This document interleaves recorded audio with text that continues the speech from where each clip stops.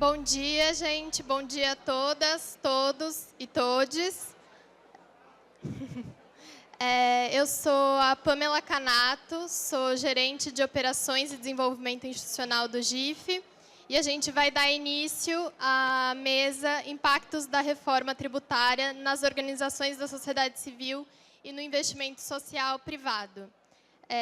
Essa mesa vai contar com a moderação do Eduardo Sazzi, do escritório do Sazzi, Berchar Torto Advogados, Flávia Regina, do Matos Filho, Nailton Cazumbá, conselheiro da BCR, Priscila, do PLKC e Márcia Woods, da Fundação José Luiz Egídio Setúbal. Desejo uma boa mesa a todos. A gente vai terminar essa mesa a 1h para seguir para o almoço, e eu vou passar a palavra para o Eduardo Sazzi. Obrigada, gente.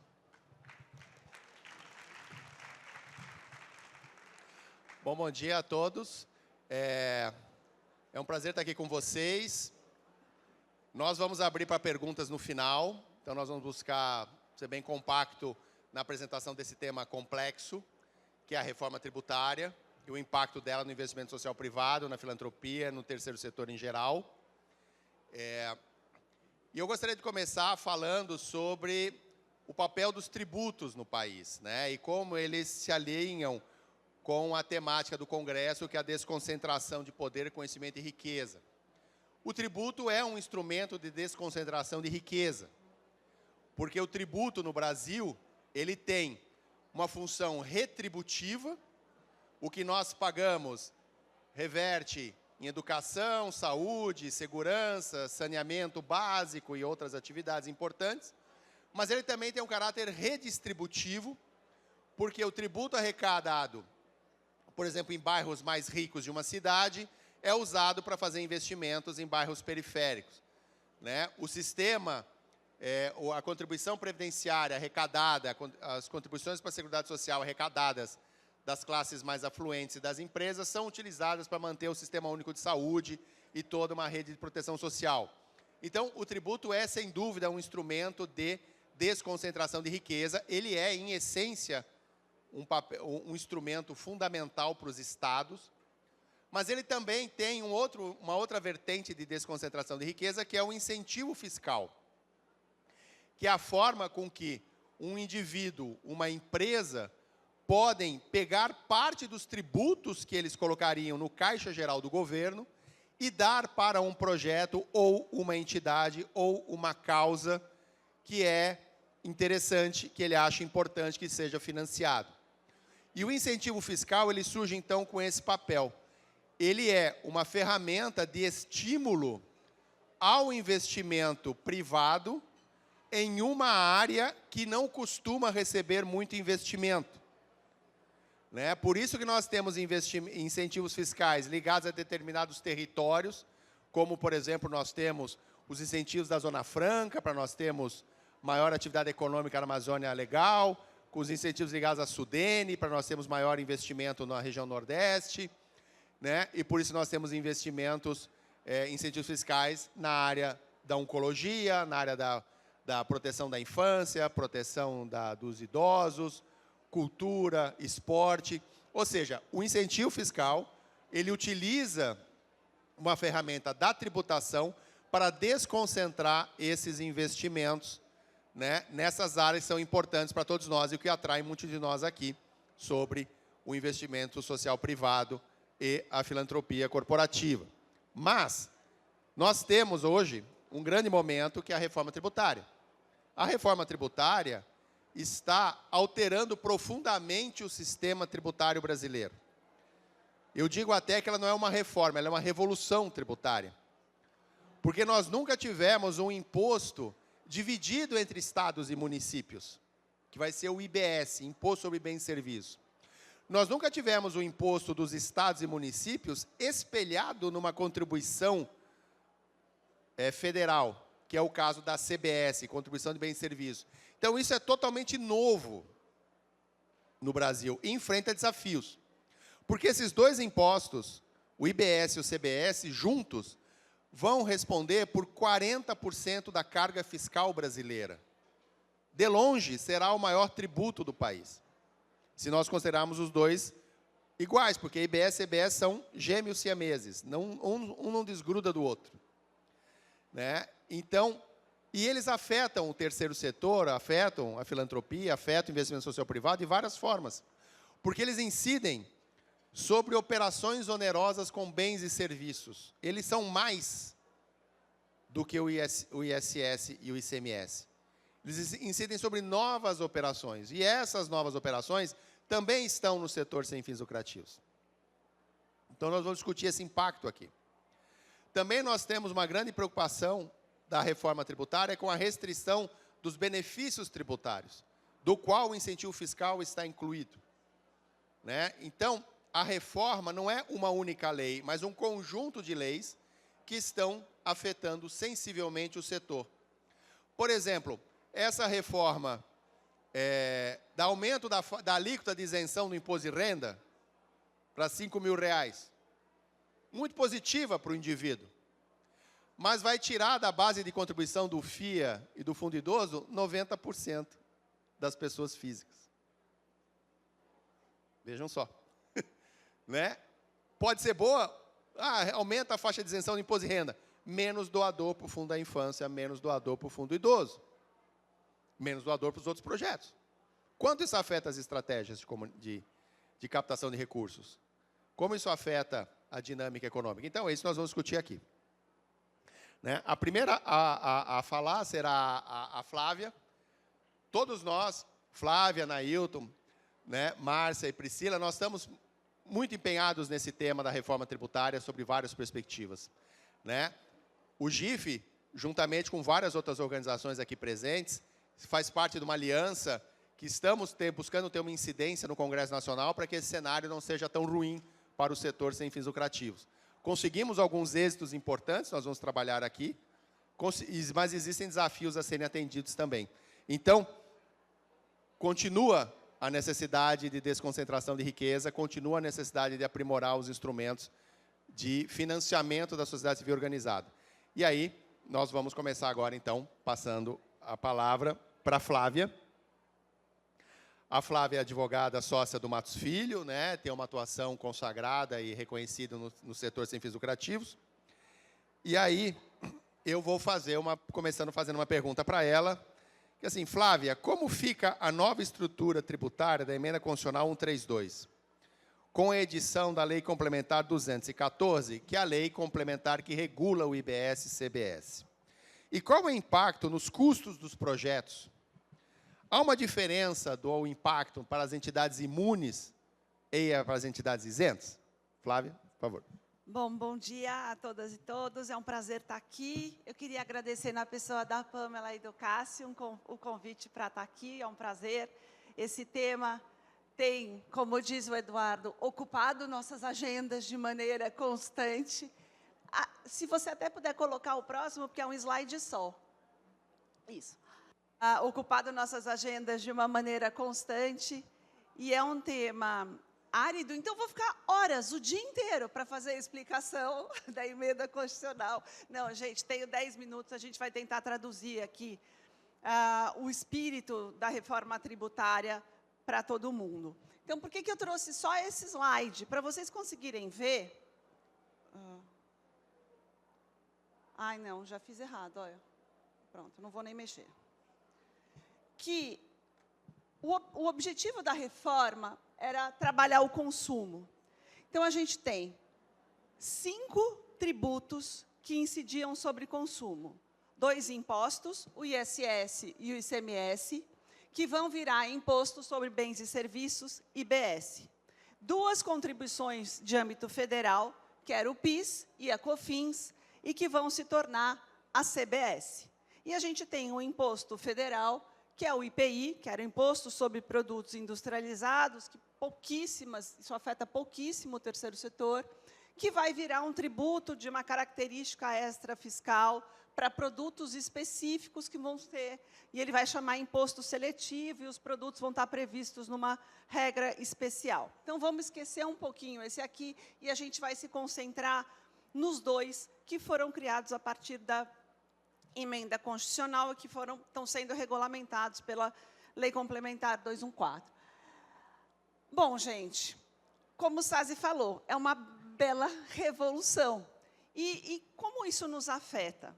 Primeiro, organizações imunes, a própria Constituição, né, a emenda constitucional definiu que as organizações imunes não vão pagar ICMS, olha eu, IBS e CBS. Puxa, mas a gente era imune e já não pagava. Quem são as imunes? Vamos lembrar, são as organizações que atuam com educação, saúde e assistência social e que têm que cumprir regras que estão previstas no artigo 150 da Constituição Federal, regulamentado pelo artigo 14 do Código Tributário Nacional, e a gente até vai falar que esse foi um grande avanço nosso. Então, essas organizações, a partir da reforma tributária, não recolhem, continuam não recolhendo o ISS, o ICMS elas passam a não recolher, porque a gente não tinha imunidade de ICMS, porque não é patrimônio, nem renda, nem serviço, e elas passam a ser imunes à CBS. O que isso traz para a gente de positivo? Antes da reforma tributária, para deixar de recolher PIS e COFINS, as organizações imunes tinham que ter uma certificação, imagino que muitos de vocês conheçam essa certificação, que se chama SEBAS, Certificado de Entidade Beneficente de Assistência Social. A partir da reforma, as instituições imunes não precisam de SEBAS para deixar de recolher a CBS. Esse é um grande avanço que foi conquistado pelo terceiro setor. O outro grande avanço que foi conquistado, mas que é pouco perceptível para todo mundo, foi uma grande discussão em torno das mudanças do artigo 14 do Código Tributário Nacional. A proposta da Receita Federal incluía novos incisos nesse artigo 14, que exige basicamente 3 coisas das organizações: que elas apliquem o recurso no território nacional, que elas não distribuam resultados sob qualquer forma e pretexto, e que elas mantenham a escrituração contábil. A proposta da Receita aumentava para mais 2 incisos, 4 parágrafos, e foi uma luta intensa para que isso não fosse alterado, porque ia mudar muito a dinâmica das organizações imunes e também até as isentas, que acabam sendo afetadas, porque alguns estados, e a Priscila vai falar bastante sobre isso, exigem o cumprimento do artigo 14 até para reconhecer benefícios de TCMD, que é o Imposto sobre Doações. Ponto 1, tivemos alguma melhora. Bom, gente, ponto 2, essa melhora é tão maravilhosa assim? Não, a gente ganha, mas a gente sempre perde um pouquinho na negociação. E as imunes tiveram até uma discussão muito interessante, que eles acabaram recuando, que era a discussão sobre créditos e débitos. Flávia, o que é isso? Um dos grandes princípios da reforma tributária é a não cumulatividade total. Então, tudo que você compra, você pode fazer um crédito referente ao imposto, e tudo que você vende, você debita, e você só vai pagar a diferença entre aquilo que você creditou e aquilo que você debitou. Então, vamos dizer, eu comprei de insumos 100 de crédito e o meu serviço, no final, custa 120. Eu vou pagar 20 de IBS, CBS. O que acontece com as imunes? O governo falou, excelente, vocês são imunes, mas vocês não podem tomar crédito. Então, o que ela compra passa a ser um custo para ela. E se você creditou, na hora que você vender, você vai ter que anular o crédito e você não vai debitar, porque você não debita porque você é imune. Então, esse é um efeito que, para as imunes, e aí talvez o Nailton possa até depois ou me ajustar o que eu estou falando aqui, porque eu não sou contadora, mas o efeito que a gente tem é de um acúmulo de créditos, e teve até, ao longo de toda a discussão da reforma, até um grupo de organizações sem fins lucrativos imune, que tentou discutir possibilidades de manter o crédito e ter algum benefício como cashback, que era alguma coisa que estava sendo aplicada para outras organizações. Só para vocês entenderem, se uma organização imune vende um serviço de saúde, por exemplo, aí Não para um consumidor final, tá, gente? Quando vende para consumidor final, pessoa física, acabou. Mas vendeu, por exemplo, vamos dizer, saúde é ruim, educação, que você consegue vender para grupos empresariais, vamos dizer assim. Essa organização imune não vai poder nem creditar, nem debitar. Se eu sou uma empresa que estou comprando um serviço de uma outra empresa de educação que vende serviços, essa creditou e debitou, logo, a tendência é que o valor desse serviço seja menor, porque ela conseguiu tomar o crédito e fazer o débito. Então, ela não teve um acúmulo ali, ela não assumiu o custo. Então, isso, de alguma forma, já emendando na segunda pergunta, impacta em termos de custo para as organizações imunes. Tem diferença entre as imunes e as isentas? Sim, tem diferença entre as imunes e as isentas, porque a gente está falando de uma reforma constitucional. E a isenção, ela não existe no plano constitucional, ela existe no plano das leis que a gente chama de leis ordinárias. Então, uma reforma constitucional jamais poderia falar sobre as instituições isentas, que são aquelas que a gente conhece, que estão previstas ali na Lei 9532, que não recolhem imposto de renda sobre as suas operações, ou cada um dos tributos aqui que a gente está falando, PIS e COFINS, principalmente, que vai ser muito afetado, as leis deixaram de existir. Então, a gente não tem previsão nenhuma na reforma sobre benefícios de isenção nesse sentido, das instituições que são isentas de imposto sobre a renda. Existem mecanismos de isenção? Existe, claro. Então, as isentas, que são aquelas organizações que a gente fala bastante, que estão lá na Lei 9532, elas são contribuintes de IBS e CBS, como qualquer outro contribuinte. Então, elas vão conseguir creditar e debitar. Então, elas têm uma diferença muito grande entre as imunes. Só que elas também acabam perdendo um pouquinho, porque a lei do PIS e da COFINS deixou de existir quando foi criada a CBS. Então, aquele mecanismo que imagino que muitos de vocês conhecem, que era pagar o PIS numa alíquota de 1% sobre a folha de salário, foi por água abaixo, ele não existe mais. E o pagamento da COFINS unicamente sobre receitas próprias também não existe mais, porque essas leis deixaram de existir com a reforma tributária. Então, aqui é um outro impacto que a gente tem que considerar para essas instituições. E aí, finalizando, eu queria falar um pouquinho que algumas instituições isentas vão se beneficiar, porque alguns tipos de serviços foram considerados ali na reforma como relevantes, que é o caso dos serviços culturais, em que a gente tem uma redução de base de cálculo, de alíquota, desculpa, de até de 60%. Então, essas organizações, elas vão poder continuar acreditando e debitando, mas o custo para elas é um custo menor, porque vai ter um corte ali de 60%. Para as isentas, então, a gente vai ter que olhar a atividade que a instituição pratica no fim do dia, se existe algum benefício específico ao longo da lei complementar que se aplica para elas, caso contrário, elas vão ser contribuintes de IBS, CBS, como qualquer outro. Já as imunes, não. Elas não serão contribuintes de IBS e CBS, coisa excelente, não precisa mais de SEBAS para provar isso, só que elas não vão poder nem creditar, nem debitar, elas vão ter que assumir o custo, ainda que seja pequeno, né? Tô bom, eu já entendi, mas elas vão ter que assumir esse custo ao longo da cadeia. Então, isso traz impacto na vida delas. Acho que, quando o SASE traz isso de uma revolução, qual é essa revolução? Eu sempre falo isso, gosto de falar assim, a gente tem que se olhar para dentro mesmo. Que tipo de operação a gente realiza, como que a gente está realizando isso, conversar internamente, né, com as pessoas da própria organização, com assessores que vocês tenham, contábeis, jurídicos e etc., para repensar, eventualmente, ou pensar o fluxo de atividade de vocês, para entender o real impacto da reforma tributária, porque ela veio para ficar, isso não vai mudar, a lei complementar ainda pende de algumas modificações, mas ela está posta, a reforma está posta.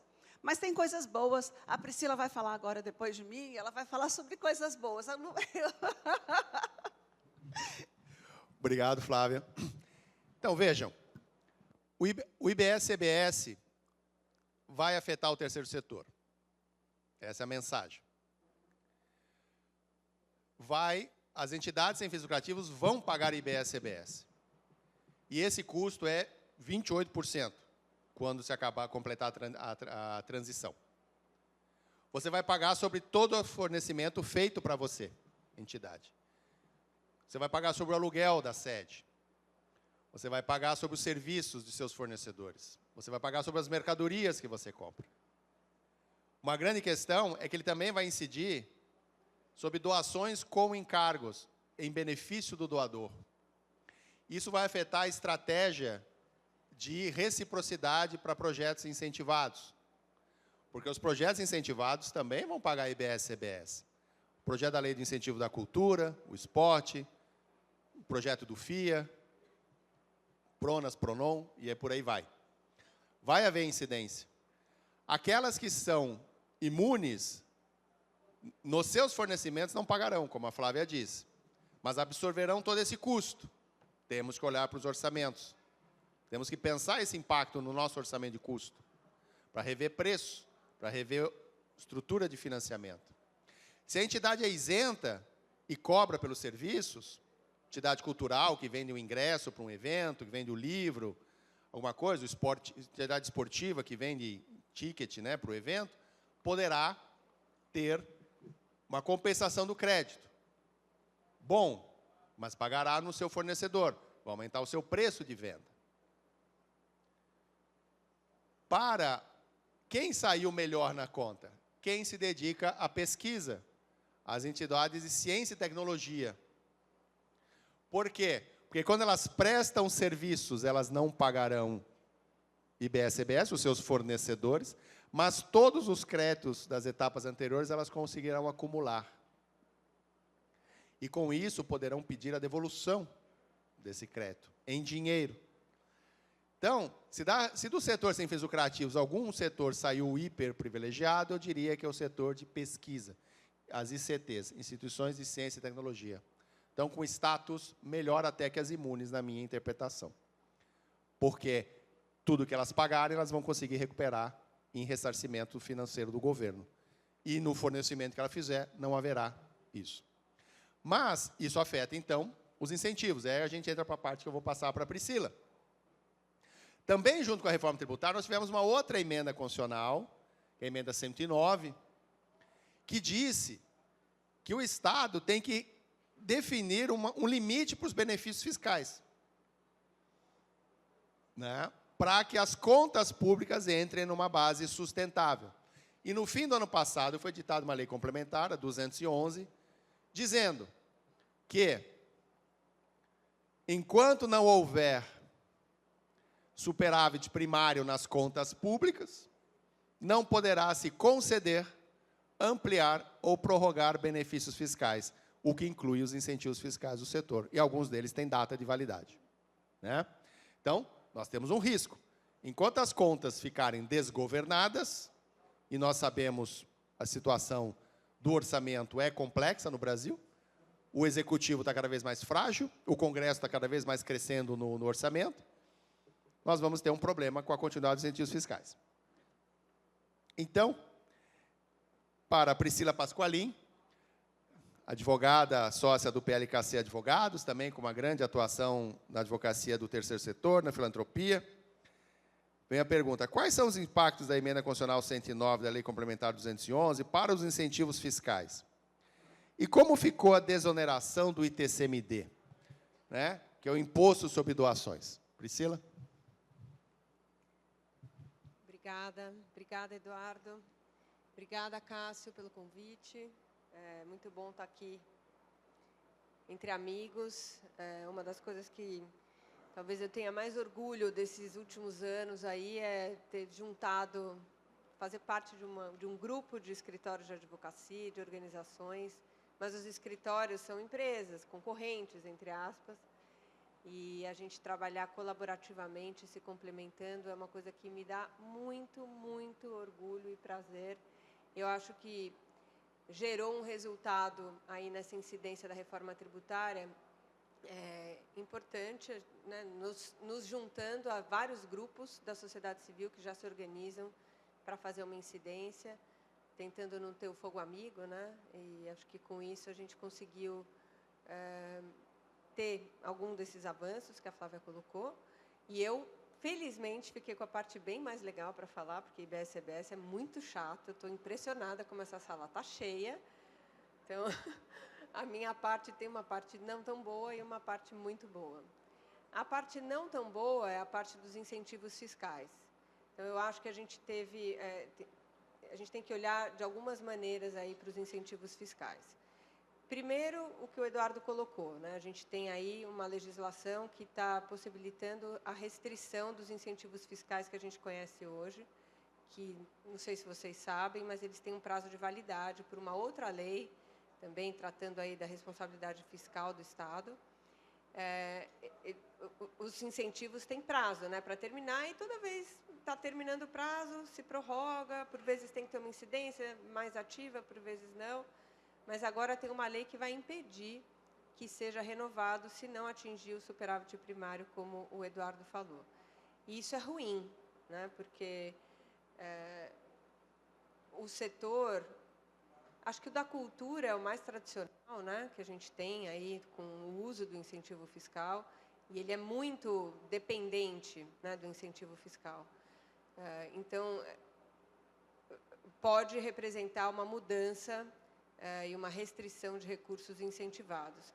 O que eu acho que nos leva, como setor, a nos questionar, né? Porque, de fato, o incentivo fiscal que a gente tem da cultura, do esporte, do idoso, da criança e do adolescente, esses que o Eduardo falou, são destinações do imposto, né? A gente não está falando de filantropia. A empresa não coloca a mão no bolso, a pessoa física não coloca a mão no bolso, ela já ia pagar um tributo, e ela exerce a sua cidadania escolhendo aonde aquele tributo vai parar num projeto que foi previamente aprovado por um órgão público. Enfim, aquele dinheiro vai continuar cumprindo uma política pública, ainda que em parceria com as instituições. Então, isso acho que está correndo risco. Teve uma movimentação também de levantamento de dados e de obrigação de declarações que a Receita Federal começou a fazer. A gente acha, né, que numa preparação para um corte maior dos incentivos fiscais que a gente tem. Então, acho que a gente precisa ficar de olho, tanto para fazer uma incidência política, quanto para... né, estamos no Congresso GIF falando de desconcentração de riqueza, e como o Eduardo falou, o tributo é uma forma de desconcentração de riqueza, mas a filantropia também. Então, para chacoalhar aqui um pouco a filantropia, para chacoalhar um pouco as empresas e as pessoas físicas a doarem, independentemente de um incentivo fiscal tão benéfico quanto esse que a gente tem, que é de destinar o imposto sem colocar a mão no bolso. Os estudos que até o GIF ajudou a fazer sobre incentivos fiscais no mundo mostram que os incentivos fiscais que são mais bem-sucedidos são aqueles em que reduz a base de cálculo do imposto, o que significa que uma parte do dinheiro sai do imposto, do governo, e outra parte do dinheiro sai do bolso do cidadão, realmente num exercício de uma real filantropia. E a gente, numa segunda etapa da reforma tributária, vai ter que enfrentar isso. Essa discussão vai vir na hora que a gente tiver a reforma tributária do imposto de renda. Essa discussão deve aparecer e nós estaremos ali diligentemente olhando e buscando argumentos para a gente tentar não perder isso que a gente já tem. Mas uma outra coisa que a reforma trouxe, com o IBS e CBS, como vocês viram que a Flávia explicou, o ICMS e o ISS viraram IBS. E a gente não conseguiu emplacar na legislação a possibilidade de ter os incentivos fiscais regionais que a gente tem hoje, principalmente de esporte e cultura, né, espalhado pelos estados. Então, esses programas estão correndo um risco. Aliás, os que existem hoje têm data marcada para terminar, né? Para se criar novos incentivos fiscais, a gente precisa de uma incidência um pouco mais robusta para criar legislação que permita que isso aconteça. E isso abre, e eu participei recentemente de algumas discussões, talvez uma janela de oportunidade para a gente ver, usar esses incentivos fiscais que têm data para terminar. Tem governos pensando em possibilitar destinar esses recursos incentivados para fundos patrimoniais ligados àqueles temas, os endowments ligados àqueles temas.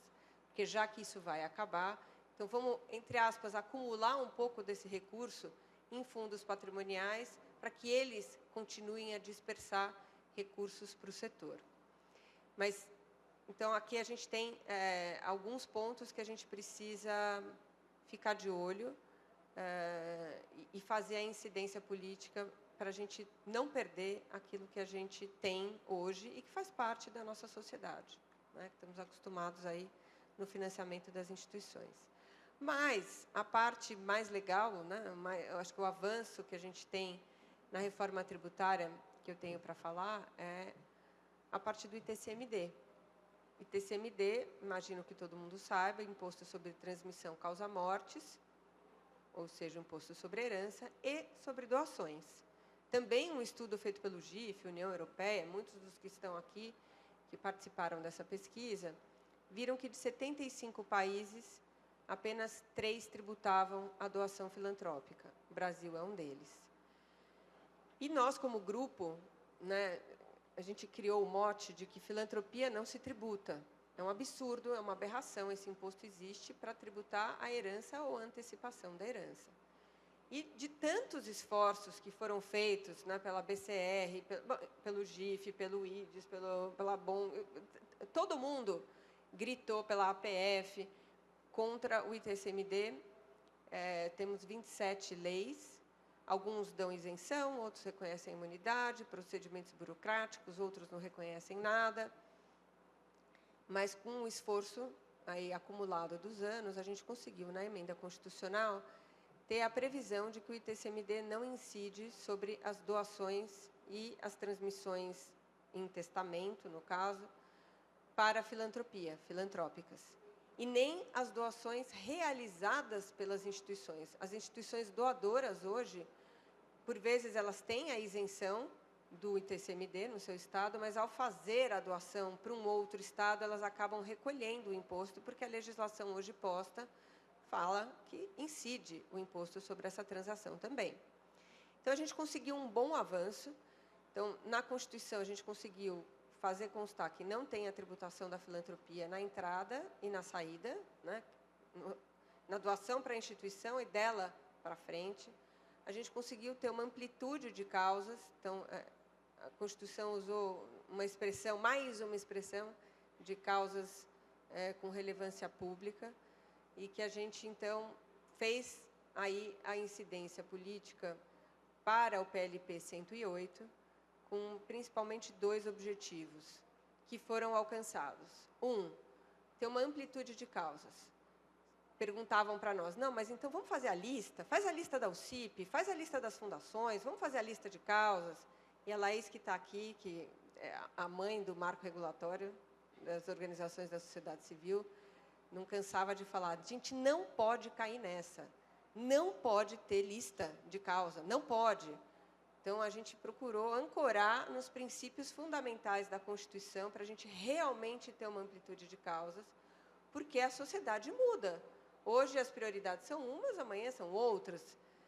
O que importa é que sejam causas que se dediquem ao benefício público, ao benefício coletivo, e sem fins lucrativos. Então, esse foi um avanço que a gente conseguiu. O outro objetivo é não burocratizar. A gente sabe o custo que e por vezes falam para nós, mas os advogados ganham dinheiro com isso. A gente não quer ganhar dinheiro com isso, ao contrário.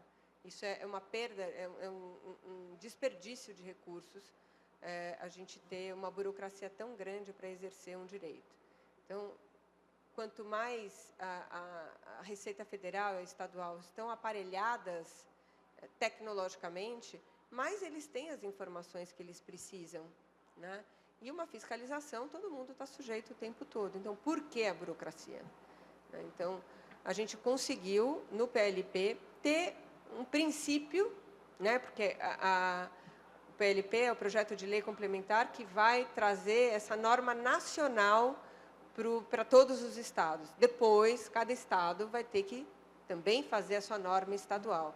Mas a gente está conseguindo deixar, pelo menos, a lógica de desburocratização na lei complementar, e aí vamos ver se as leis estaduais, de fato, vão acompanhar isso. Bom, com essas vitórias, a gente pensou em avançar um pouco mais, né? Vitórias que a gente está de olho, porque a gente ainda não tem a aprovação dessa lei, ela está tramitando no Congresso.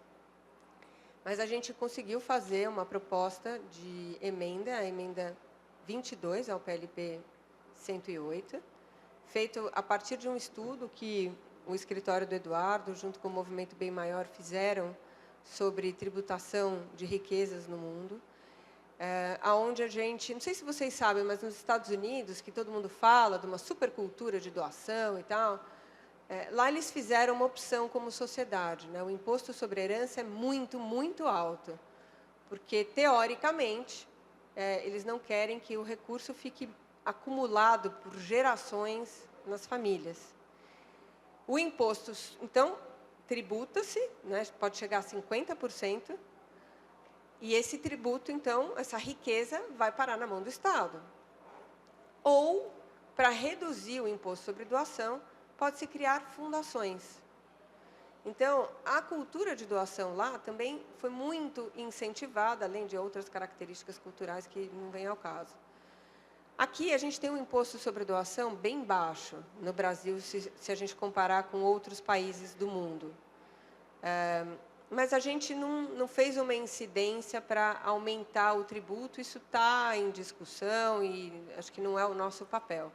Mas a gente fez uma proposta de redução do ITCMD a pagar no momento do falecimento de alguém, do momento da sucessão, para aquelas pessoas que tiverem feito doações filantrópicas para instituições da sociedade civil. É uma norma que é uma norma na lei complementar, é quase que uma norma indutora. Se sair isso na lei complementar, não significa que isso está valendo amanhã. Cada estado vai ter que fazer a sua legislação e implementar isso. Mas a gente está conseguindo, pelo menos, colocar essa sementinha para levar a discussão para as assembleias legislativas dos 27 estados, né, como uma forma, então, de estimular aí a cultura de doação. Então, com isso, a gente consegue também atacar um pouquinho essa questão da transferência de riqueza, né? Acho que tanto na transferência de poder, na hora que a gente vai entrar aí nos incentivos fiscais, nessa grande reforma tributária, onde talvez a gente migre para um incentivo fiscal de redução da base de cálculo, a gente tem essas duas formas valendo, e aí, de fato, o poder da escolha dos projetos vai estar muito mais na mão do cidadão e não naquele projeto previamente aprovado. Mas não é dessa transferência de poder, né, que a gente está falando aqui, é uma bem maior, eu sei. Mas, pelo menos, é um pedacinho. E uma transferência de riqueza com os incentivos fiscais que a gente está propondo aí com esse incentivo do ITCMD. Então, acho que passei do meu tempo, eu não sei, está sem cronômetro aí, mas para essa primeira fala, acho que eu cobri o que você me pediu. Obrigado, Priscila. Bem, como a Priscila relatou, a Flávia também relatou um pouco sobre o processo de discussão no Congresso, eu posso dizer o seguinte para vocês, o esforço que nós fizemos para não alterar o artigo 14 CTN, que fixa as regras de imunidade, o esforço que nós fizemos para que as doações não fossem base de cálculo do IBS-CBS, que estavam na origem do projeto de lei, né? Talvez vocês estavam dormindo tranquilo, mas nós nos sentíamos como aqueles agentes secretos desarmando a bomba, né? Porque quando a bomba chegasse, vocês iam, nossa, tem uma bomba. Mas, então, aqui tem muito Ethan Hunt, Laura Croft, tá? Pode não parecer, mas foi um esforço muito grande. E esse trabalho de articulação, para nós, foi muito importante a integração, realmente, entre todos os times, para que nós pudéssemos alcançar isso. Há muita coisa a fazer, né? E dentro desse esforço de advocacy, a gente também contou com o apoio da Pulso Público, está aqui o Vitor, né? que em Brasília nos apoiava bastante. O Fernando, da BCR, também toda hora lá, outro Ethan Hunt ali, ajudando a gente nessa discussão, e várias outras pessoas que eu não estou vendo aqui, mas que foram sempre muito importantes. E não há dúvida o seguinte: a filantropia, a desconcentração de riqueza, tem nos tributos uma ferramenta importante. Talvez vocês possam pensar, né, que o país mais socialista das Américas é Cuba. Não, eu diria que é os Estados Unidos. Você pode me dar pedrada, mas é o seguinte: em Cuba você não tem nada, mas nos Estados Unidos, tudo que você tem, metade você tem que dar para o governo quando você morre. Por isso que há um processo de desconcentração de riqueza muito forte, associado a um imposto de herança muito alto. E essa mitigação, né, associada ao imposto muito alto, tem a possibilidade do incentivo fiscal para a criação filantrópica. Então, a construção dos grandes endowments, né, que são os fundos patrimoniais, né, nós temos aqui as grandes universidades discutindo, né, com seus fundos patrimoniais. Nós temos a criação das grandes fundações, né? Quando elas surgem nos Estados Unidos, elas surgem associadas a um processo de planejamento sucessório e de filantropia e de incentivo fiscal, né? Elas têm outras motivações, sem dúvida, não só isso, mas esse é um elemento fundante, extremamente importante. E aí nós estamos agora, no Brasil, já há muito tempo, tendo o setor preocupado com os fundos patrimoniais, preocupado com a construção da riqueza. Porque vamos dizer o seguinte, né? Você fica rico de 3 formas, né? Ou porque você herda, ou porque você trabalha, ou porque você ganha na loteria. 3 formas lícitas, né? Se você não herdou, não ganha na loteria, vai ter que trabalhar. Muitas organizações trabalham para construir seu fundo patrimonial. Acumulam dinheiro, planejam-se para acumular dinheiro para construir seu fundo patrimonial. Eventualmente, podem ser agraciados por uma herança, né? Por uma doação de um filântropo. Mas elas têm que estar preparadas para isso, né? Então, quando a gente começa a pensar na construção de riqueza, na entidade sem fins lucrativos, para que aquela riqueza continue atuando naquela causa, que a causa é de desconcentração de riqueza, né? Vejam só, tem um paradoxo em dentro, né? Quer dizer, a entidade cria uma riqueza dela para ela ter perpetuidade na atuação da sua causa. Ela tem a possibilidade de atrair doadores. E ao atrair doadores, né, nós temos que pensar que estímulos nós damos. E dentro desse esforço que nós fizemos aqui, nós conseguimos, no projeto da lei do ITCMD, apresentar uma emenda, que a gente chama aqui de emenda 22, que é o número que a emenda tomou, a respeito da possibilidade de estimular pessoas a fazerem as doações hereditárias como tem nos Estados Unidos, né? Ou seja, estimular a doação de um valor que não vai para projetos, que não vai para curto prazo, e sim para longo prazo. E aqui, para isso, eu trago aqui, vou passar a palavra a Márcia Woods, né, que também é outra Laura Croft lá, trabalhando conosco, né, que é da Fundação José Luiz Egídio Setúbal. E quero fazer para ela uma pergunta. Como as mudanças previstas na reforma influenciam a atuação dos doadores e investidores sociais privados? E o que pode mudar na forma de doar com a emenda 22? Márcia, por favor. Obrigada, Eduardo, pela pergunta. Obrigada ao GIF pela oportunidade de estar aqui compartilhando um tema que me é tão caro como... E aqui eu falo com 2 chapéus, acho que posso dizer, pela Fundação José Luiz Egídio Setúbal, que tem como a infraestrutura do setor e a filantropia uma das suas prioridades programáticas, a outra é a saúde infantil, mas também por ser me considero uma ativista no tema, e nesses 25 anos de estrada tenho acompanhado como essas questões afetam a filantropia e o investimento social privado. E aqui também acho que é uma oportunidade de fazer uma reconciliação, né? Porque eu achei eu passei tantos anos odiando o ITCMD, assim, era um ódio mortal, né? Aquela coisa assim, como que pode existir um imposto tão ruim, horroroso? E agora também, com a emenda 22, acho que é uma forma de fazer um melhor uso dele, né? Então, é uma forma de me reconciliar com essa relação com o ITCMD. Mas eu acho que, do ponto de vista, a fundação é uma fundação, eu vou falar do nosso caso. A fundação é uma fundação que parte da sua estratégia é grant making. Então, a gente doa recursos para as organizações. Acho que foi muito debatido aqui ao longo desses dias e vai continuar sendo, como isso é uma forma de desconcentrar poder, principalmente nas relações com as organizações. Você doar o recurso, repassar o recurso. A gente está discutindo a qualidade de como esse recurso é dialogado, enfim. Mas tem uma questão que, ao fazer isso, incide o ITCMD. Nós temos sedes no estado de São Paulo, é 4% lá, e que, quando você doa dentro do estado, quem tem a obrigação de recolher é a organização, e eu acho que isso era mais perverso, acho que, do ITCMD, sabe?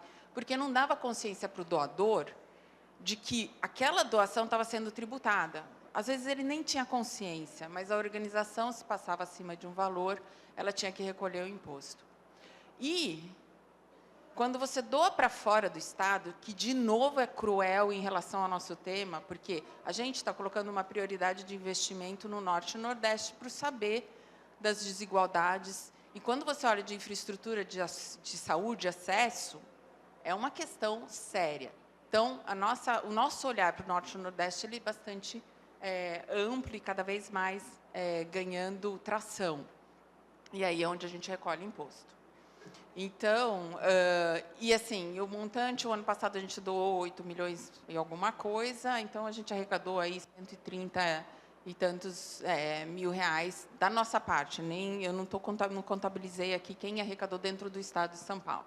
Então, ou seja, a gente está falando de um valor assim expressivo de um projeto que você pode ter e que isso está sendo pago. E aí eu adoro, quando a gente vai no Congresso, eu dou um exemplo muito bom, porque isso foi uma coisa que a gente percebeu na jornada de incidência da Aliança pelo Fortalecimento da Sociedade Civil na reforma tributária. Os nossos parlamentares congressistas e até alguns membros do Executivo desconhecem a realidade do setor. É uma ignorância enorme de como funciona, de como atua, a diversidade, a beleza, enfim. É muito difícil, eles não legislam para a gente.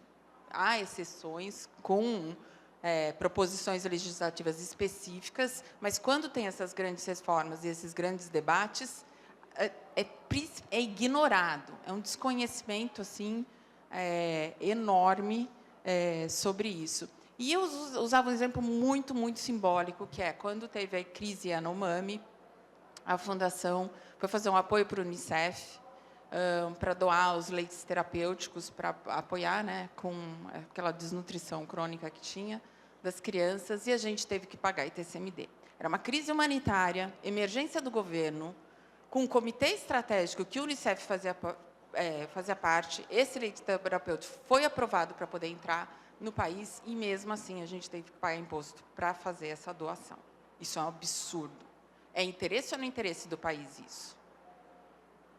Doação é um valor da nossa sociedade ou não é?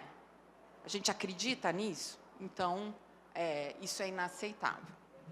Então, acho que tem uma questão muito séria sobre como fazer a filantropia, como fazer desempenhar, né, a nossa estratégia de investimento social, que está totalmente ligada com doação. Então, com o avanço que a gente teve na PEC de poder não pagar tributos sobre a doação é extremamente importante.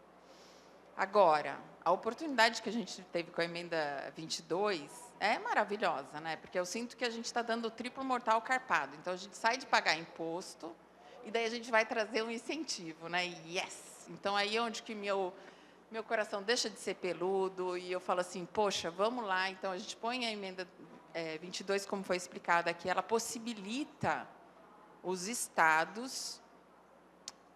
E aí eu vou falar que nem advogado aqui me arriscando a falar besteira, mas tudo bem, porque é competência do Estado, certo? Regular isso. Mas o Senado ou o governo federal tem a possibilidade de permitir que os estados façam isso. Então, a gente está colocando essa emenda para que possam os estados, então, criar um incentivo aí a ser debatido no seu estado, o que cabe, o que ele vai tratar, mas para estimular doações de interesses públicos, né, de fundos filantrópicos. Por que isso é importante? Acho que o Ricardo Henriques tocou isso na plenária de abertura, quando ele falou dos endowments e dos fundos patrimoniais, ou da possibilidade de se criar fundos. Quando você está falando de desenvolver uma iniciativa social, e hoje foi muito falado isso, e foi falado ontem também, tem o tempo das transformações. E eles não acontecem do dia para a noite. Falar essas coisas, eu não sei quem que define que projeto social dura 1 ano, ou que você vai fazer apoios e doações para uma organização que só vai ter 3 anos. Para mim, isso é tudo um número mágico, saiu da cabeça de alguém, mas porque a gente sabe que as transformações elas vêm por gerações. Elas não acontecem da noite para o dia. É todo um processo. E a mesa de hoje de manhã discutiu bastante isso, né? Como é que você olha os territórios e você consegue fazer uma qualidade de vida, subir, trazer dignidade para a população. Isso acontece no tempo. Então, você poder ter grandes doações que criam capacidades e patrimônios instalados nas organizações, em que elas vão poder ter uma capacidade de atuação no médio e no longo prazo, e possibilidade de planejamento, porque hoje a maior parte das organizações vive quase que vendendo almoço para pagar o jantar. Isso você não consegue fazer plano de longo prazo, ter estratégia aí que vai trazer todos aqueles números que a gente pede como investidor social que quer saber os resultados. Então, eu acho que ela traz uma perspectiva de sustentabilidade para o objeto das ações, né, para as temáticas que a gente quer apoiar. Então, isso é muito legal da emenda 22. E aí eu trago uma anedota, que é muito interessante, quando a gente estava fazendo a incidência para emplacar a emenda 22, foi apresentada pelo senador Weverton, do PDT do Maranhão, certo? E daí a gente estava conversando com a assessora lá, a Tati. E aí a gente chegou, sentou e falou assim, olha, Tati, daí a gente já se prepara, né? Toma uma água que vai sair, vou explicar o que é o setor, o que é a doação, o que é a sociedade civil, e o que é... Não, assim, a gente sentou, abriu a boca e falou assim, olha, isso daqui é para incidir no TCMD, para doação, para poder ter a possibilidade e tal. Ela falou assim, nossa, comprou, fechou. Daí ela contou uma história da família dela. Ela é do Pará, a avó dela de uma cidade do interior do Pará, e a avó dela queria fazer a doação de um terreno para a prefeitura para construir um cemitério. Desejo da avó dela, da família e de tudo mais. Tentou fazer essa peregrinação, mas o custo dessa doação inviabilizou, que ela acabou tendo que vender para o município a preço de banana, centavos, né? Para poder fazer e viabilizar, então, o desejo, né, que a avó tinha de transformar aquilo. Depois não virou cemitério por umas outras questões lá, que é mais complexo de se fazer um cemitério, mas, enfim. O fato é que a intenção de uma pessoa de fazer uma doação para o bem da sociedade, ela foi impedida porque o ambiente fiscal e legal não permitiu esse desejo e essa vontade. E é isso que é inadmissível a gente ter o regramento jurídico desse país tolhendo essa nossa vontade e essa nossa liberdade de atuar para o bem, que é assim que a gente tem de doação. E como setor, isso nos enfraquece, porque isso não entra como doação, isso não faz parte da nossa cultura, isso não tem forma de a gente, ainda esse é um outro desafio que a gente ainda tem como medir as doações aqui no Brasil, para, de fato, você ter um retrato de quanto isso contribui para o desenvolvimento do país. Mas essa é uma outra história, a gente pode abrir uma outra conversa, que tem outros debates que estão sendo feitos.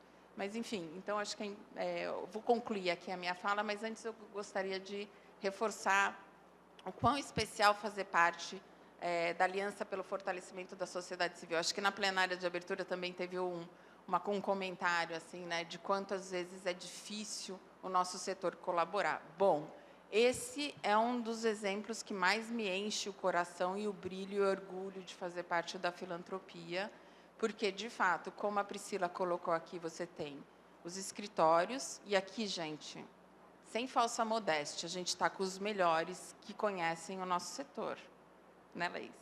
Inclusive com a rainha que fez o marco regulatório.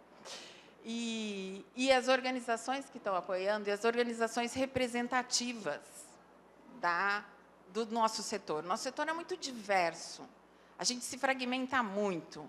E aí também é outra história, se a gente quiser falar de incentivos fiscais, porque é tudo picadinho e picotado, né? Então, quando você tem associações representativas como o GIF, como a BCR, como a BONG, como a PF e outras, o FONIF, que olha para as filantrópicas, são essas as organizações que estão na linha de frente, tendo uma visão ampla e sistêmica do setor e nos defendendo como organizações.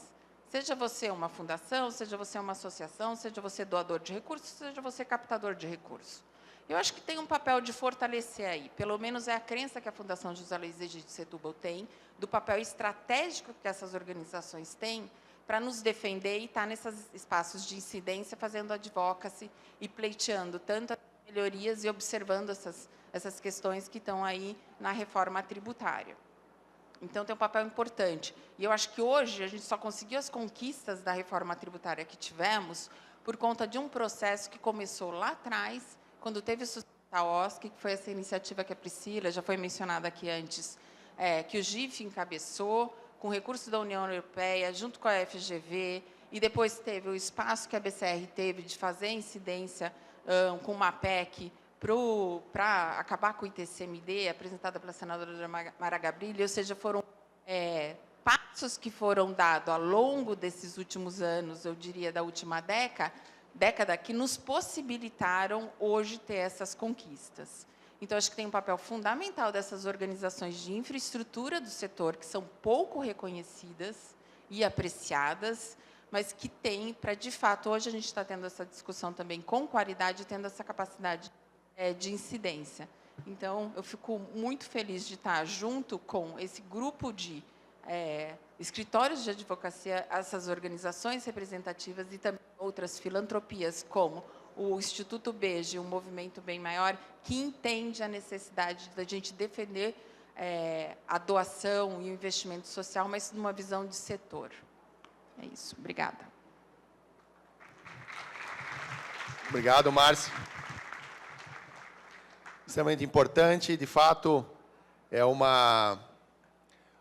trabalho muito gratificante para todos nós, estamos envolvidos nele, e pela possibilidade de fazer uma curva de inflexão em algumas coisas, né, como isso, sair de uma tributação para passar para um incentivo fiscal, realmente é o salto triplo carpado, mas aqui, né, tem medalhista olímpico, né, então vamos correr atrás.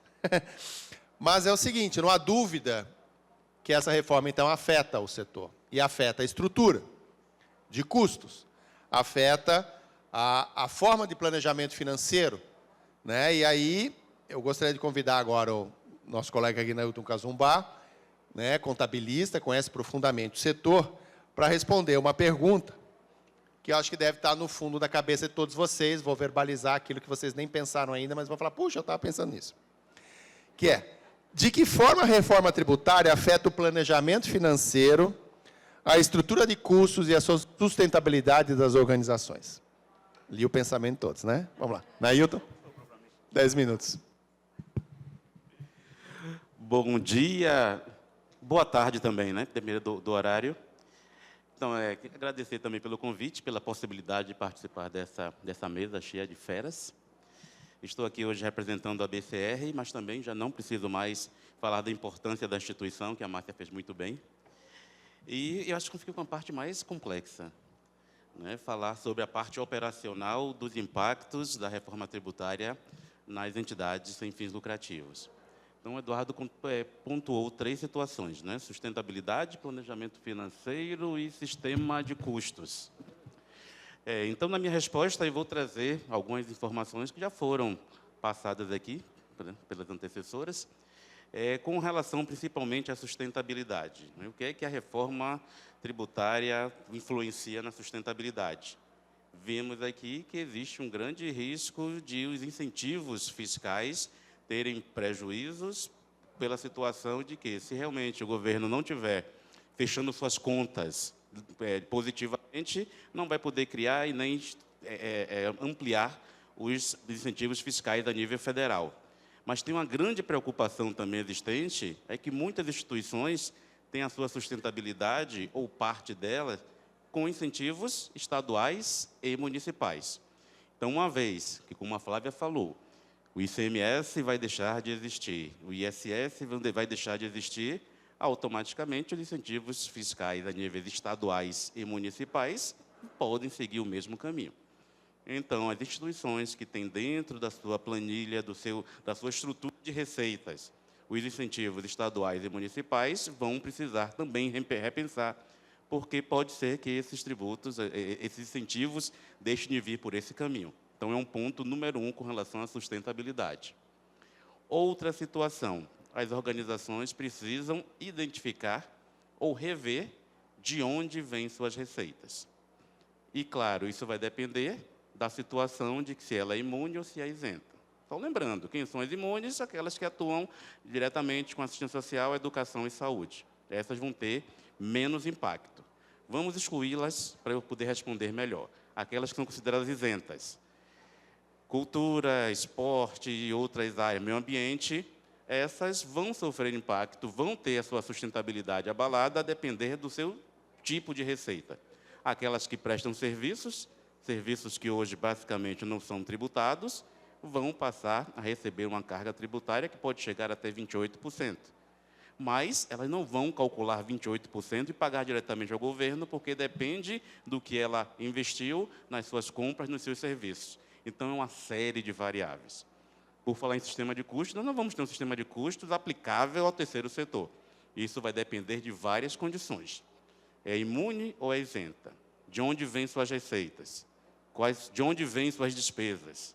Então, tudo isso vai ter que ser verificado. Ainda pensando nos impactos. Algumas organizações têm como parte de sua renda aluguel de imóveis. Então, tem organizações que têm imóveis e faz alocação. Esses aluguéis hoje praticamente não têm tributação, a partir da incidência do IBS, CBS e IBS, vai haver essa tributação. Temos situações de organizações que fazem alguns eventos, tipo bazares sociais. Ou seja, a legislação fala que qualquer operação com bens e serviços será tributada. Então, muitas organizações vão falar, nós não temos loja, é um bazar que vai acontecer de vez em quando. E a legislação fala, mesmo que não seja recorrente. Ou seja, uma atividade habitual vai ser tributada. Então, essas organizações que têm como fonte de receitas locação de imóveis, que têm comercialização de produtos, que têm a realização de eventos, precisa reestruturar, porque vai sofrer impacto, isso vai mexer com a sua sustentabilidade. E, mais uma vez, reforçando, não tem como criar uma regra geral, porque se essa instituição for da área da saúde, ela não vai ter esse impacto. Se ela for de cultura e de esporte, o impacto vai ser menor. Se ela for instituição de ciência, tecnologia e inovação, ela não vai ter tributação. Então, cada situação tem que ser analisada isoladamente. Então, a primeira situação é, qual é a minha área de atuação? A partir daí, eu vou poder fazer uma análise. Se eu me enquadro como imune ou como isenta, e aí faz um outro nível de avaliação. Outro impacto que também é importante ser verificado. Uma vez que o PIS vai deixar de existir, o PIS sobre a folha de pagamentos automaticamente também deixará de existir. É apenas 1%, mas, a depender do volume da folha de pagamentos, vai gerar um impacto, nesse caso, positivo, porque vai ser um tributo a menos. Temos organizações que possuem fundos, desses fundos geram rendimentos, e com esses rendimentos fazem apoio a projetos. Hoje, essas organizações pagam a COFINS, que é 4% do valor dos rendimentos. A COFINS vai deixar de existir. Então, esse tributo deixará de existir também. Então, temos pontos positivos, pontos negativos. Mas cada caso é um caso. Algo que vai ser geral. As organizações vão precisar se estruturar, porque na situação de ela pagar o IBS e CBS e utilizar, como a Flávia falou, a apuração de créditos, é necessário que se tenha um sistema que eu falo, um sistema operacional dentro da instituição, E a sua gestão contábil precisa funcionar bem para dizer, olha, você nesse período fez aquisições de bens e de serviços, gerou essa tributação, você vai ter direito a esse crédito. Ou seja, você vai poder deduzir esses valores dos tributos quando você prestar serviços, quando você fizer venda. E isso precisa ser feito mensalmente para que não haja um delta de prazo entre o que você tem direito e o que você está pagando. Então, aquelas instituições que têm uma assessoria contábil, tributária, que só trabalha no final do ano para fechar os demonstrativos contábeis, têm que mudar essa gestão. E como vai haver mais trabalho para essa área tributária e contábil, muito possivelmente o custo desse serviço vai aumentar. Com relação às aquisições de bens e serviços, também vai gerar impacto. Porque nas aquisições de bens e serviços, pode ser que esse fornecedor e esse prestador de serviço tenha um aumento nos seus custos com base nessa nova legislação. Alguns serviços vão ter redução de valor, outros vão ter ampliação. Então, as organizações vão ter que conhecer melhor os seus fornecedores de bens e serviços para fazer o planejamento. Então, isso muda a cultura das instituições, que nascem com caráter social, filantrópico, gerador de impacto, e vai ter que haver, sim, uma preocupação com o seu lado tributário e fiscal, porque não vai ter como não pensar nisso, não incluir isso na sua metodologia, na sua gestão. As organizações que têm projetos plurianuais, projetos de longo prazo, vão precisar reestruturar esses projetos, porque a partir de 2026 começa a transição tributária. Então, os custos dos projetos vão ser elevados, e os custos institucionais também. Então, todas essas situações que nós estamos trazendo aqui são pontos de impacto, são pontos que vão mexer no sistema de custos e, automaticamente, na sustentabilidade. Então, essa reforma vai forçar as organizações a se conhecerem melhor. Elas vão ter que se perguntar qual é minha área de atuação ou quais são minhas áreas de atuação. Eu sou imune ou sou isenta? De onde vêm minhas receitas? Essas receitas vão ser impactadas ou não? De onde eu estou comprando? Quem são meus fornecedores? Ainda tem mais um ponto que temos que identificar. Se esses fornecedores são do Simples Nacional ou não. Olha até que ponto nós vamos ter que verificar para saber se nós vamos poder aproveitar os créditos ou não numa dedução de um pagamento de tributos. Então, isso faz com que as organizações tenham realmente que mudar o seu pensamento e sua forma de estruturação e de operacionalização da sua gestão tributária e contábil. Nós, da área contábil, sempre achávamos que era bem mais tranquilo o terceiro setor porque não paga tributo. Mas isso já é um ledo engano, porque gerir imunidade e isenção dá mais trabalho do que gerir tributo. Gerir tributo, você apura o resultado, calcula e paga. E no terceiro setor, não. São várias situações de imunidade e de isenção. Então, as instituições hoje, elas vão ter que trabalhar com sua imunidade, com sua isenção e com sua tributação. E nós passamos muito tempo doutrinando, explicando que, para ser imune de impostos, basta cumprir os requisitos do CTN, do Código Tributário Nacional. Mas, para ser imune das contribuições sociais, tem que ter SEBAS. Aí vem uma contribuição social nova que diz, para essa, não precisa ter SEBAS. Então, é esse outro desafio também, que é compreender a forma da gestão tributária para poder colocar em prática essas situações. Uma coisa que eu acho que vocês não vão ter mais dúvida. A reforma tributária vai gerar impactos nas organizações do terceiro setor. Em algumas menos, em outras mais. Inclusive, quando falamos das imunes, que não vão pagar o CBS e IBS, quando ela gera recursos, quando ela presta serviços, mas nas suas aquisições elas vão pagar. Então, mesmo sendo imune, quando ela compra serviços, quando ela compra produtos, vai ter a incidência do tributo. E esses tributos, antigamente não, ainda está em curso, mas esses tributos, eles eram dentro do valor do serviço. Eles agora vão ser fora, ou seja, é o valor do serviço mais o tributo. E esse tributo pode chegar a 28%. Isso quer dizer que nas aquisições vamos ter uma elevação do valor investido nessas situações. Então, todas essas variáveis vão ter que ser analisadas de forma individual, ou seja, por cada instituição. Então, nós não vamos ter uma estrutura um planejamento e dizer, ó, isso vai ser aplicado para todas as entidades sem fins lucrativos. Não tem como ser aplicado dessa forma, porque tem essas variáveis, essas nuances e todos esses pontos de avaliação. Então, cada situação vai precisar ser analisada individualmente mesmo, para identificarmos esses verdadeiros impactos. Então, teremos umas com menos impactos, outras com mais impactos, e a minha grande preocupação são aquelas que têm um grande volume de suas receitas advindas de incentivos fiscais estaduais e municipais, aquelas que têm parte de suas receitas vinda de locação de imóveis e aquelas que são prestadoras de serviço. As prestadoras de serviços que não são imunes, elas podem sair de uma tributação que talvez ela pague 2% a 5% de ISS no município e pode ser que ela passe a recolher 28% de tributação. Então, imaginem, sair de 5% para 28%.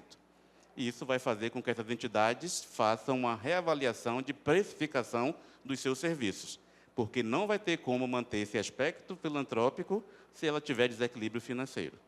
Então, para isso funcionar, vai ser necessário avaliar quanto eu pagaria de tributos e quanto eu vou conseguir de crédito de tributos. Se a conta não fechar, com o tempo, essas organizações vão ter que aumentar o preço dos seus serviços para poder ter o equilíbrio financeiro. Então, desde ontem estamos discutindo sobre desenvolvimento institucional, a importância da organização, primeiro, cuidar de si para poder cuidar dos outros. E vem agora essa mesa, que é meio terrorista, né? Mas ela é realista, porque nós estamos trazendo informações de impactos que muitas pessoas ainda não identificaram. Quando falamos popularmente que a ficha ainda não caiu, é porque esses aspectos ainda não foram discutidos internamente pela maioria das instituições. E é por isso que esse tema é relevante, está sendo bastante discutido. Então, vai precisar realmente haver essa revisão, essa reavaliação das organizações. Todo mundo vai querer ser ICT, porque ICT não paga IBS e ICBS, mas não é uma simples alteração de estatuto que vai resolver o problema. Então, não podemos simplesmente trocar as atividades. Então, todos esses pontos que nós colocamos aqui vão influenciar a sustentabilidade, vão influenciar os sistemas de custo e vão, automaticamente, exigir um novo planejamento financeiro e também tributário. Então, tudo que a gente imaginou, nós da área contábil, vamos para o terceiro setor porque ela é mais tranquilo. Agora vai ficar ainda mais complexo, porque vamos ter que fazer o casamento entre imunidade, isenção e tributação. Então, o que era complicado vai ficar um pouco mais, mas sim, tem pontos positivos, sim, que foram trazidos aqui, e tem esses pontos de complexidade que, mais uma vez, ressalto, vai ser necessário que as organizações repensem suas estruturas, se reconheçam a nível de classificação tributária como imune, como isenta, e, principalmente, conheçam melhor suas receitas e suas despesas, porque só assim ela vai saber se vai ter condição de aumentar o seu patrimônio ou talvez ter que investir um pouco mais na sua estrutura interna para que cumpram esses requisitos, cumpram essa legislação e possa continuar gerando impacto social. Então, ontem, a moça, acho que o nome dela é Raíssa, do Instituto Renner, que estava aqui falando sobre alguma situação, e me veio à cabeça de falar hoje sobre a questão do varejo social, porque tem realmente muitas organizações que fazem bazares sociais, que fazem eventos simplificados para gerar renda. E o grande receio é que os órgãos de fiscalização, né, a dona Receita Federal, entenda que esses bazares, que esses eventos se enquadrem como atividades onerosas, não habituais, e com isso se exija o pagamento de tributos. Então, imaginem pagamento de tributo em um bazar social. As doações, inicialmente, conseguiram sair desse foco, mas outras atividades, ou seja, tudo que movimentar recursos, tudo que for bem ou serviço, e o conceito da legislação é estratégico, né? O que não for bem é serviço, o que não for serviço é bem. Então, basicamente, tudo vai ser tributado. Então, respondendo à tua pergunta, com relação à sustentabilidade, a sistema de custos e a planejamento financeiro, temos que rever toda essa situação e nos apropriar dessas informações, parte delas passadas aqui. Então, aqui eu devolvo agora a palavra para o Eduardo. Obrigado, Ailton.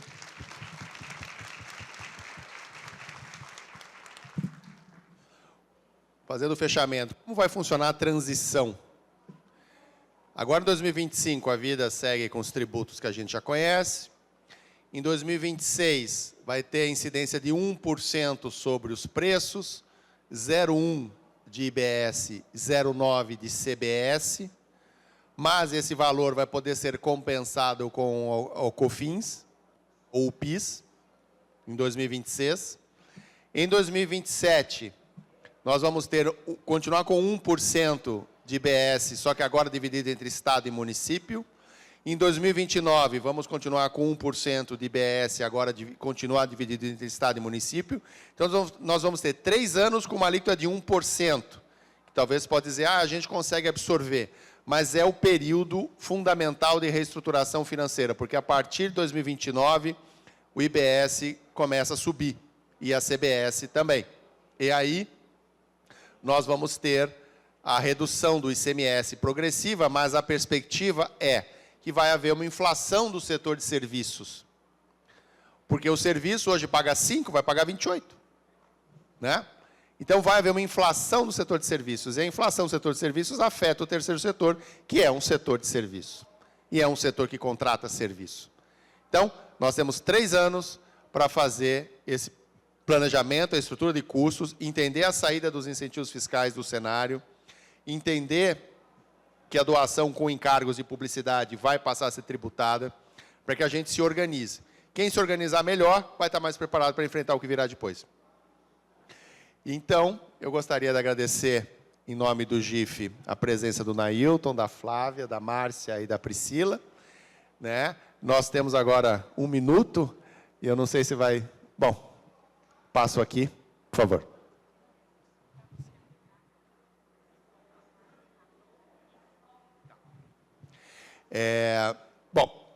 Agora eu sei que tem horário de almoço, o retorno é 14h20. Então, nós temos aí 1h20 para o almoço. Agradeço a presença de vocês, a paciência, espero que não tenham perdido a fome. Obrigado.